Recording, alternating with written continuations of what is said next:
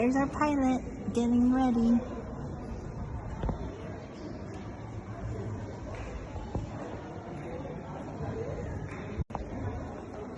Here's our pilot getting ready. Designed to be smashed out at the start, so it doesn't take much pressure for it to start. Just control. Go ahead and move your throttle. So accelerate to the left hand side. You can move your pedals, you can move your control column, landing gears, wheels up, wheels down, hand on the right. Your guns are mounted to the wings, ammunition be in the wings as well. Safest way to get in and out is both hands at the top, stand in the chair and drop yourself down. So take a seat. So let yourself away. If you want to come up and take photos from here, please do. I can take.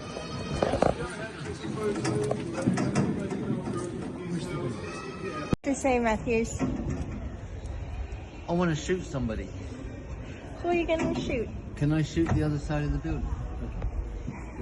In the middle to keep the airplane level and straight. You want to hold the stick in the right hand, go ahead.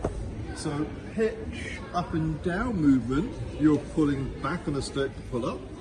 You're pushing it away from you to go down into a dive.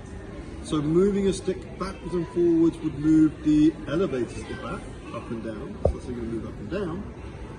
Rolling the stick, so moving a stick from side to side, you roll the airplane from side to side, so roll the airplane left and right. What would have been moving was the ailerons in the edge of the wing. So ailerons would be moving in opposite directions. One's going up, one's going down. This will roll you left and right.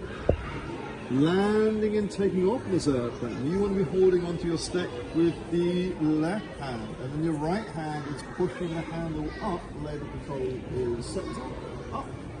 Your wheels would have gone up, so if you want to push that up, go ahead.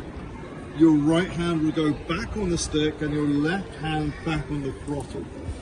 Now, if you've ever seen a video of a Spitfire take off and land, you can see them either bop up or down or shake from side to side. What's happening is when you swap your hands like you just did, that is how delicate, how sensitive the controls are on this airplane. It doesn't take much to move it. Now, with that said, let's go into some history, some details. A very late World War II version of the Spitfire, a Mark 16. These were fighter bombers. So your job in this airplane, ground attack. So, close air support. You're looking after the infantry on the ground. Search and destroy. So looking for anything moving, anything important on the ground. So trucks, trains, armored vehicles. Mark 16s were fighting over Germany late in the war, so very late 1944, early 45. At that time, you would be taking off from airfields from France and Belgium as they'd just been liberated. You could have also been near the very end of the war taking off from airfields in Germany. So you could be using captured airfields or makeshift airfields in Germany.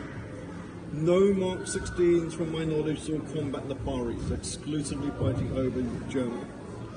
Only a handful of Mark 16s were built in time to see combat.